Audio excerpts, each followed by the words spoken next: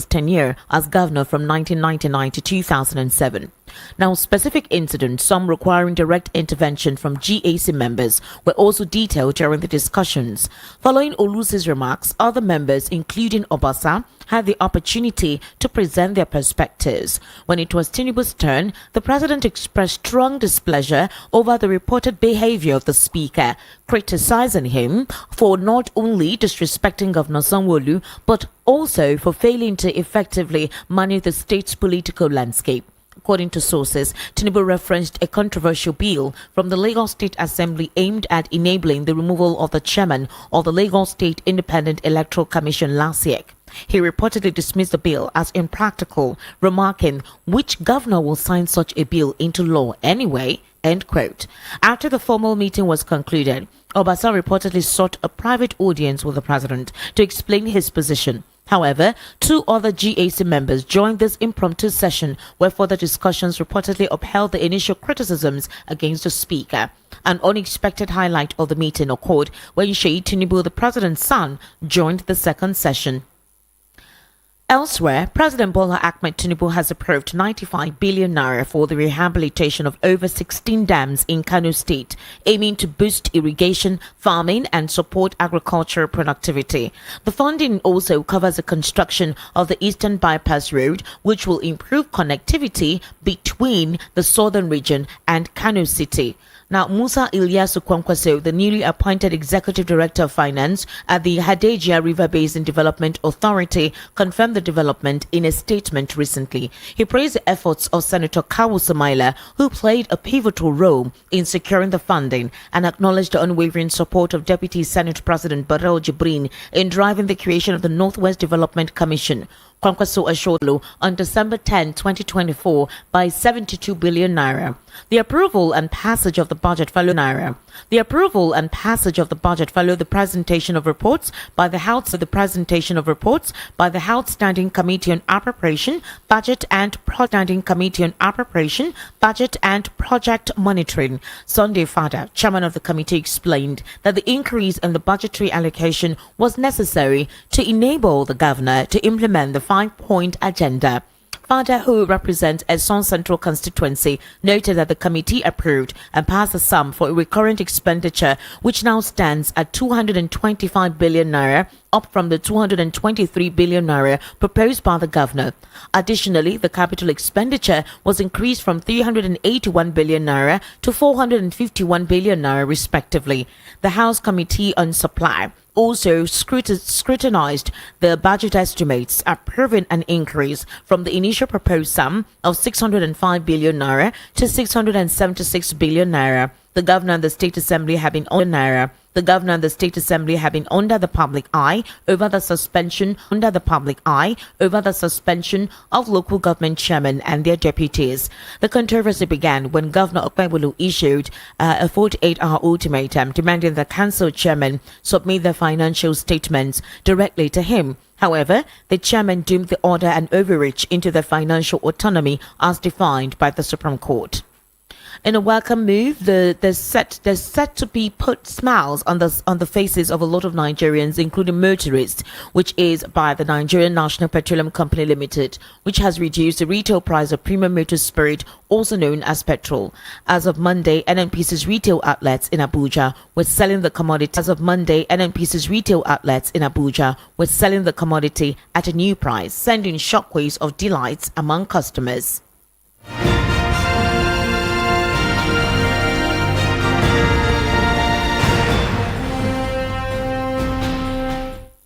Meanwhile, in that move, at the NNPC's mega station along Wuse Zone 4 and Olusegun Obasanjo Way Central area, the price of petrol was displayed prominently at 965 naira per litre, which attracted a long queue of eager customers. Motorists scrambled to fill up their tanks, taking advantage of the reduced price. Meanwhile, the independent major marketers were also still selling petrol at a higher price, ranging from 1,030 naira to 1,070 naira per litre, across various locations in Abuja. The Independent Petroleum Marketers Association of Nigeria (IPMAN) had announced on Sunday that petrol would sell at 935 naira per litre beginning from Monday with the Dangote Petroleum Refinery. But it seems that price is yet to be implemented uniformly across all stations. Now, troops of Joint Force Southeast Operation Udoka have neutralized 13 armed members of the proscribed indigenous people of Biafra (IPOB) in the southeast. The spokesman of the task force, Lieutenant Colonel Jonah Umokalu, made this known in a statement today in Enugu. He said the feat was in furtherance of the troops' clearance operations to make the southeast safe and peaceful throughout the Yuletide. Mr. Umokalu said the force commander, Major General Hassan Dada, had called on all well-meaning citizens to continue to support the joint task force. He said that citizens of the Southeast can do this by providing timely, reliable and credible information. On operational details, Unuakalu said the troops of Sector 1 of the task force on December 21 conducted an ambush operation along Amuka-Umoka Road on the 9th mile, Udu local government area of Edo State, to deny kidnappers freedom of action. According to him, during the operation, troops came in contact with the kidnappers, and in the ensuing firefight, the troops neutralized one, while others escaped with gunshot wounds. Items recovered at the scene were one AK-47 rifle, 2 magazines and 17 rounds of 7.62mm special ammunition, 2 cell phones, 1 power bank, 3 ATM cards, 1 wristwatch, bunch of keys, and the sum of 8,900 naira between both of them. Sometimes it takes a long while for bills to be passed within the state between both of them. Sometimes it takes a long while for bills to be passed within the state assembly if the bill is not in connivance with that of Mudashiru Obasa, and it took President Bola Ahmed Tinubu having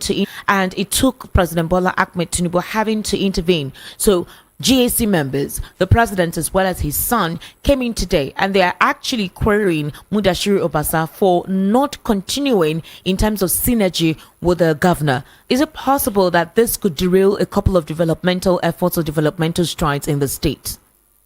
Well, it has to begin with. Obasa is seen Babajide Sanwo-Olu as not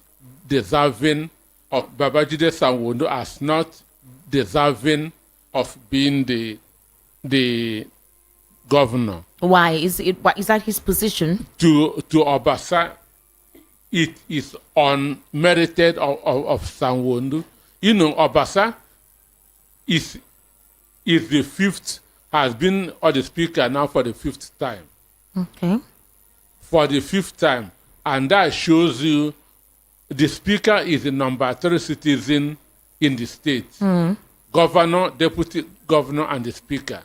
Okay. So, to him, this guy from nowhere coming now to be his boss. Okay. Mind you, before Babajide Sanwo-Olu become governor, he was the general manager of NNPC. Okay. Understand? So coming now to be his boss, so he's yet to wrap his head around it. Okay. So he's not. So he's still having that kind of ego that I'm above this guy. All right. And mind you, when commissioners were appointed last year, Lagos State House of Assembly stood on it. All right. They said that he favored Christians than Muslims. For 2 months, Obasa refused to pass that. Refused that people, those nominated, will be screened. So this is his own way of saying no to the governor. And another thing, from what I also heard, Babajide Sanwo-Olu did not want Obasa to emerge again as a speaker. All right. Because Obasa is from Ijebu-Ode. All right. The governor himself is from Ogun State. The deputy is from Ogun State. Okay. So he had wanted somebody from Ebe, all right, who is an indigene, to become the speaker. But Obasa was angry. Okay. Understand? Why should the governor favor another person other than him? So this is the genesis of what is happening now. Interesting. And again, everybody knew that in 2023, Obasa had wanted to run for the Senate. He has bought his cars, did his underground work, only for Onuremi Tinubu to bring her friend, that's Adefuri. Understand me? So it's in all of this, whatever his ambition is, how is it the fault of the governor? Why not work with the governor? This is his final term, right? So now why not work with him and see Lagos State grow? And possibly you can continue with your ambition by seeing those who you know can help begin to gear support for you. No, I'm telling you the genesis of the all rift. this. Of all this, understand me? So that is it. Being a fifth-time speaker, understand? Being the number 3 citizen when Sanwo-Olu was nowhere at all. Yes. And coming now to become his boss as a human being. Understand me? And he also being a very ambitious person. Yeah. All right. Now, as a countdown to Nigeria's 2027 elections begins, there is a growing concern about the credibility of INEC. Nigerians have expressed deep mistrust in the Commission's ability to deliver a transparent and fair poll. Now, because of the setbacks that have been seen during recent off-cycle elections, the one that we experienced or monitored in Edo, Ondo, and other states, even the ones that was conducted immediately after the 2023 governorship elections, the recent Ghanaian election, widely praised for its fairness and transparency, where Mahmood Yakubu, the current chairman of INEC, was also an observer, actually lauded the success and the smooth electoral process. And it was a huge lesson for Nigeria to actually learn from. This comparison left a lot of Nigerians skeptical, as I believe the commission is yet to overcome fundamental issues that continue to plague its performance. A couple of persons feel that INEC as an institution is not representing the interest of the general populace. Others feel that INEC as an institution is a representative of certain political elites to make their whims and caprices available when elections come on board. INEC on several occasions have always disputed and denounced such claims, saying that they always conduct their elections as credibly as possible, and when some things happen, sometimes it's beyond their control. In the 2023 elections, INEC had assured us that the support from Nigerians, where there were additions to the electoral guidelines which would regulate the transparency of election results seen in real time, that was where the RF portal situation came on board. Almost a year after, I think earlier on this year, that was when INEC came to tell us precisely the reason why there was a glitch on the RF portal for the presidential elections. Now, they didn't give us anything circumspect or concrete. What INEC had actually disclosed was the fact that there were errors. There was a bug that affected the smooth upload of results, right, to the RF portal. A same bug that did not affect the National Assembly and the state House of Representative elections from being uploaded on the RF portal, which brought the question mark. What took place? What exactly took place that glitch occurred? And how will Nigerians trust that indeed there was no underhand or nothing deliberately humanly that influenced the supposed glitch on that RF portal? Mr. Peter Anosike, INEC has tried to explain on several occasions, but they've not been able to convince Nigerians. How are we going to propel Nigerians to trust the process for 2027 under INEC? Well, for me, the problem that we have in INEC is human beings. Okay. And not the system. It is not the system, but human beings. Professor Humphrey Nwosu, in 1993, conducted one of the best elections in this country with option A4. Queue behind who you are voting for. Queue behind who you are voting for. Option A4. Understand? And it was credible, it was fair, it was free. Even Tofa, MKO Abionda's candidate, accepted without going to court.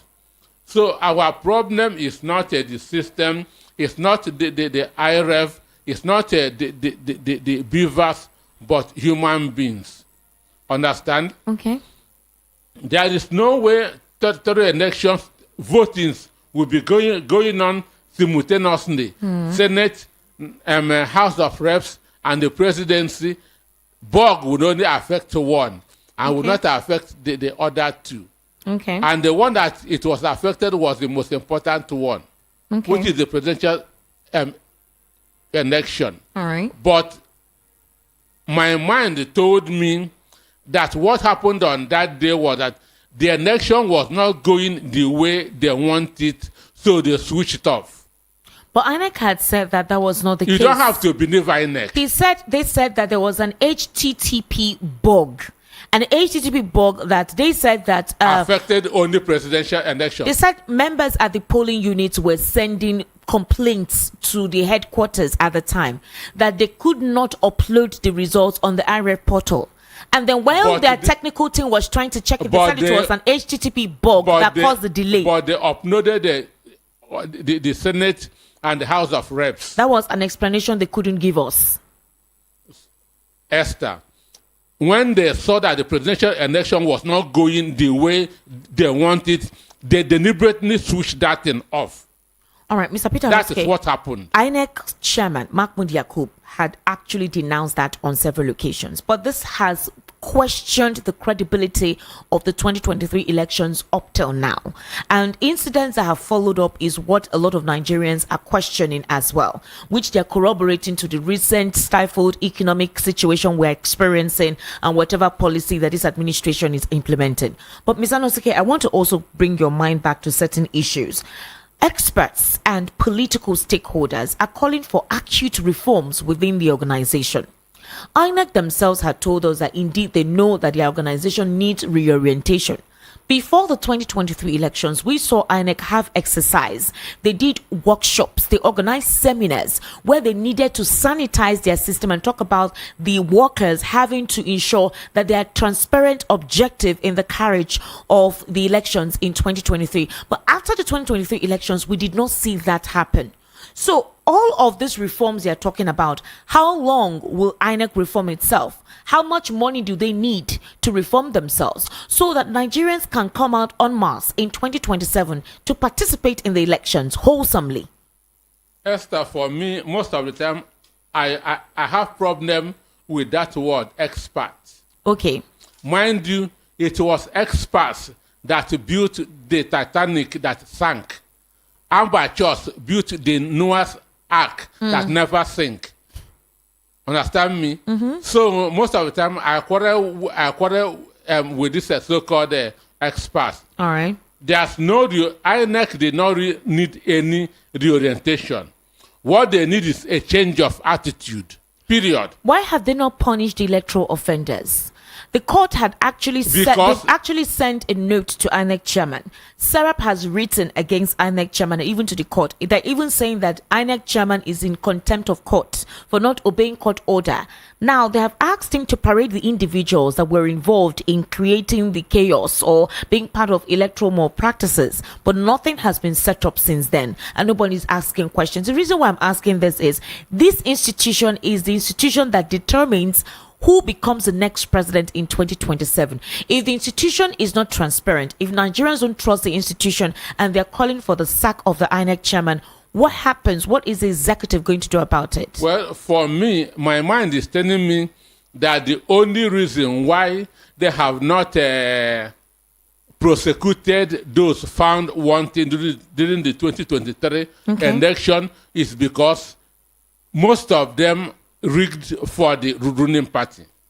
Who rigged for the ruling party? Those people that committed that fraud. Understand me? So that is their shield.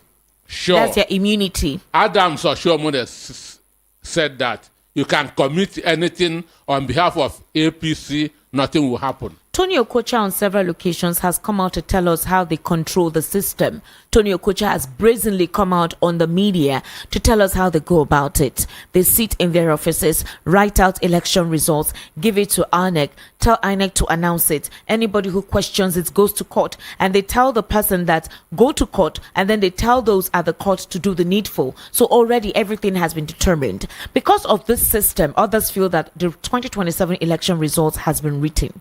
Do you think that's true? Well, it is not true. Okay. It is not true. It is those in the opposition that will decide whether it will be written or not. Okay. It is those in the opposition, the PDP, the LP, the NNPP, that will decide whether they will allow it to be written in advance or not. Okay. How can they decide if they fail to come together? Then they have decided they have given it to APC. That's if the parties in opposition fail to come together, then they have decided that to give it to APC once again. I have said in this program that the only reason why the ruling party will be strong is if the opposition is weak. The only reason why the party in power will be strong is if the opposition is weak. But if the opposition is strong, nothing can make the ruling party strong. So check what is happening in other countries of the understand me. So our Nigeria fate in 2027 does not lie in the hand of APC. All right. It lies in the hand of the opposition. How they will be able to come together and form a strong force. All right. If they fail to do this, then Tinubu will win again. But for me,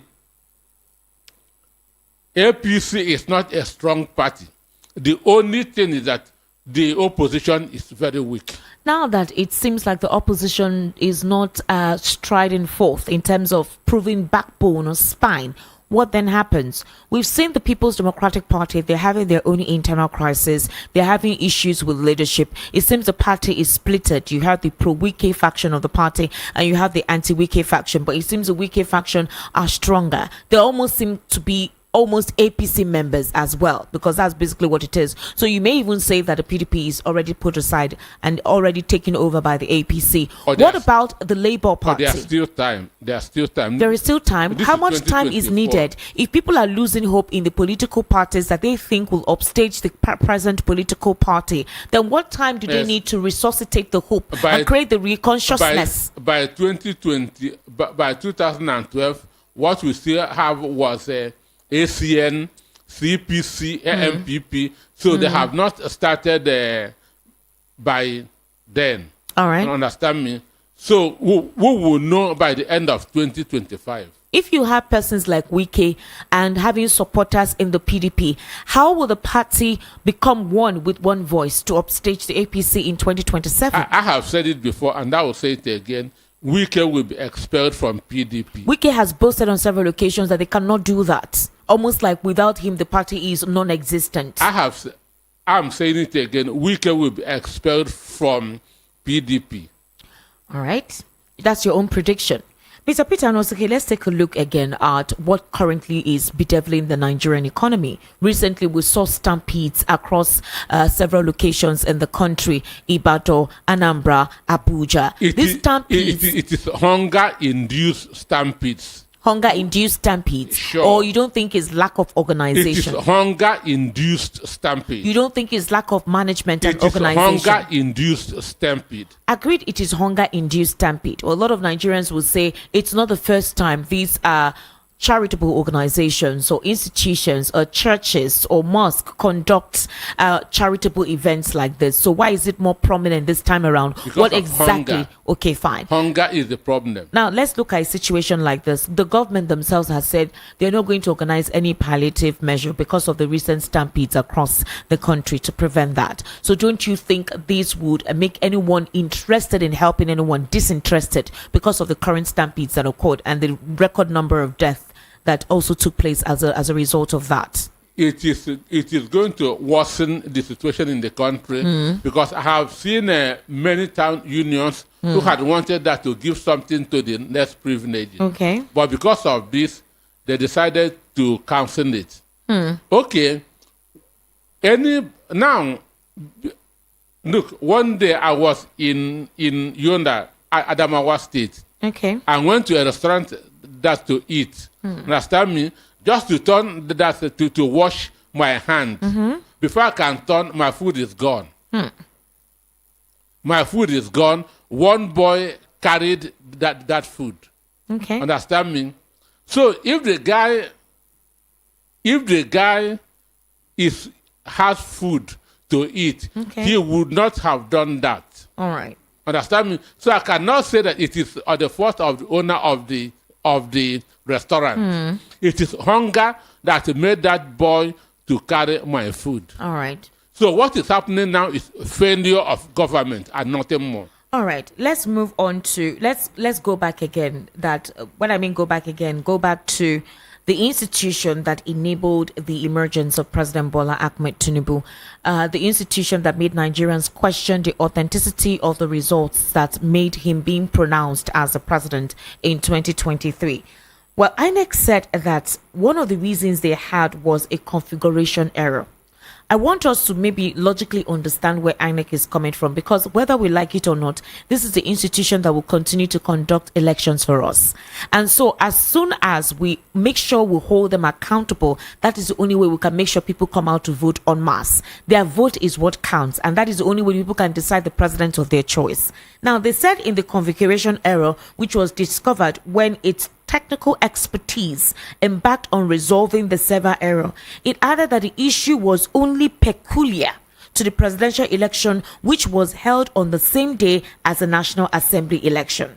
Now, they said in the troubleshooting process, it was established that there was no issue in uploading the polling unit result sheets of the Senate and House of Representative elections through the election result modules. But there was a problem with uploading the presidential election results to the system.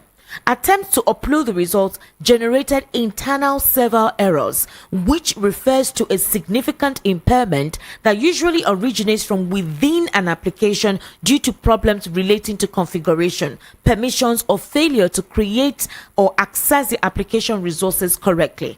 Nigerians now asked INEC, didn't you understand all of this process when you assured Nigerians that the RF portal will prove indeed the transparency of the 2023 elections? That was one. Two, party agents were asked to also be part of the mock process of the 2023 elections. Before the main elections, we had a mock election and everything worked out fine. So if we had this configuration issue for the presidential elections, was there no other way for INEC to ensure that the results uploaded or the results we're going to announce was credible, other than having to announce very late at night when everyone was asleep? Esther, what happened in 2023 is that the elections, the three elections were going on smoothly, simultaneously. When they see that it is not their choice candidate that is winning, they switched off. That's what happened. So every other thing is nothing but grammar. Okay. If you say every other thing is not every other thing is so. Three elections are going. Mind you, you don't even use a separate ink. It is the same ink that you used to vote on the three elections. So that we cannot say that this ink is thicker than this one or it's lighter. It is that same ink. All right. And the other two we are going without problem. It is only that presidential that has problem. So who are they fooling? All right, Mr. Peter Nosike, Nigerians are calling for the sack of INEC. Will that sanitize the institution? Will that clear the system? That's the one question. Because again, people are saying that there should be an independent process of appointing the INEC chair, not an appointment made through political means or political connection.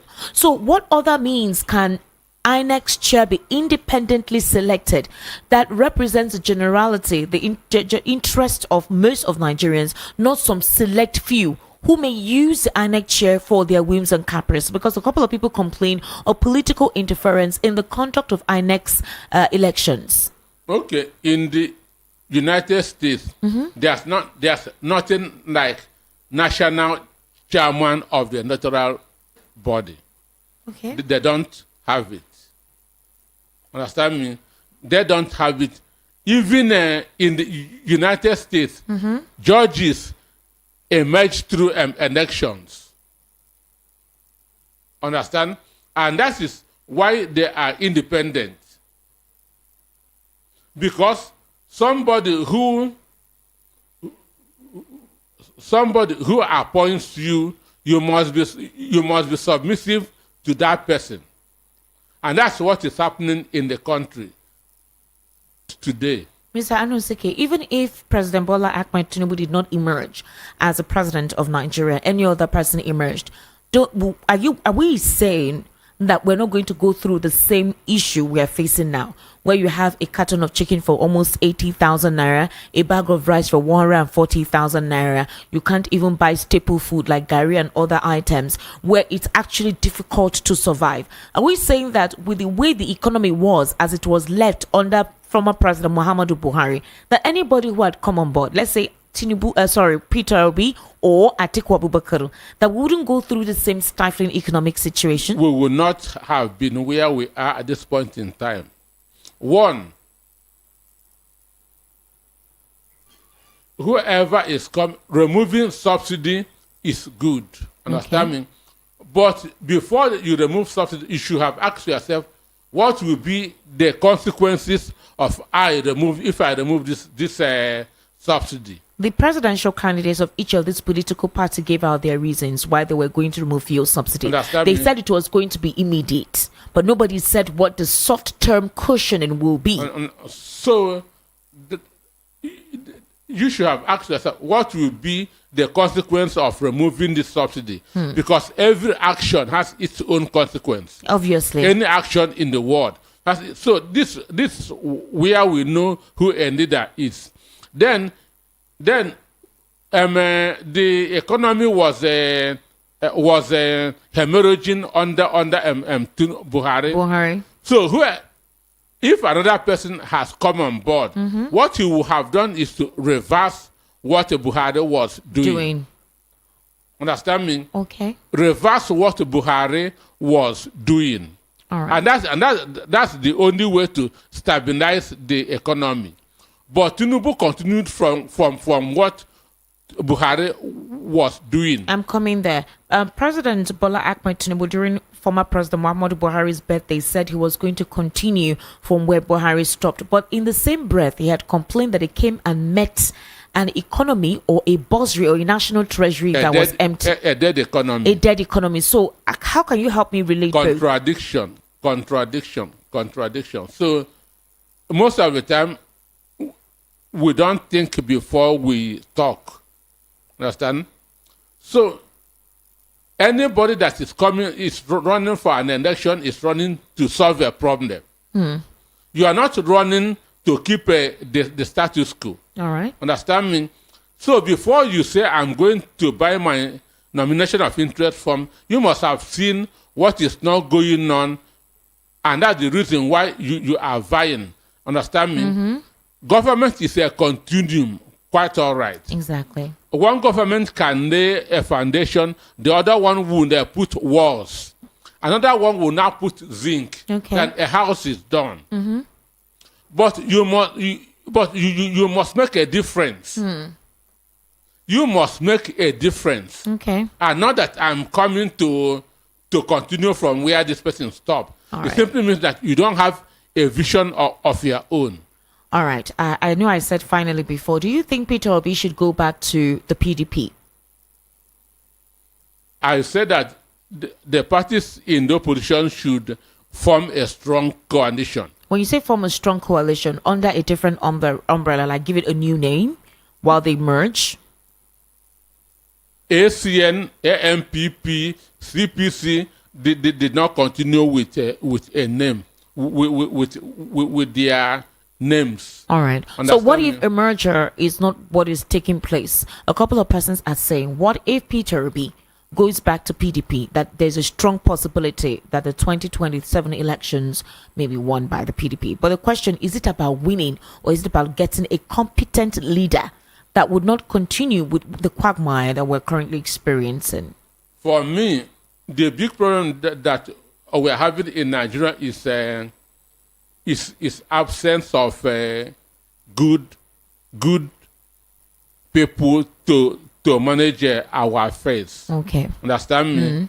It is not about party. It is not about party. It is about absence of people who can bring the desired results, which we've not seen in the last 9 years. Yes. All right, Mr. Peter Onosike, thank you so much for taking your time and giving us your perspective to some of the questions posed at you. I know that I really, really took your time in that respect. I sincerely do apologize. Thank you for having me. All right. To wrap up here again are the top stories. You heard that Tinubu Olusi GAC Sheyi Tinubu meet over Obasa Sanwo-Olu's political route. President Tinubu approved 95 billion naira for Kano Dam rehabilitation, Eastern Bypass construction. Edo Assembly inflates governor's 2025 budget proposal amidst local government chairman suspension saga. And NNPC crashes petrol price to the lowest in months. That's a wrap on the world news at 6. My name is Esther Wachuku. Good evening and thank you for listening.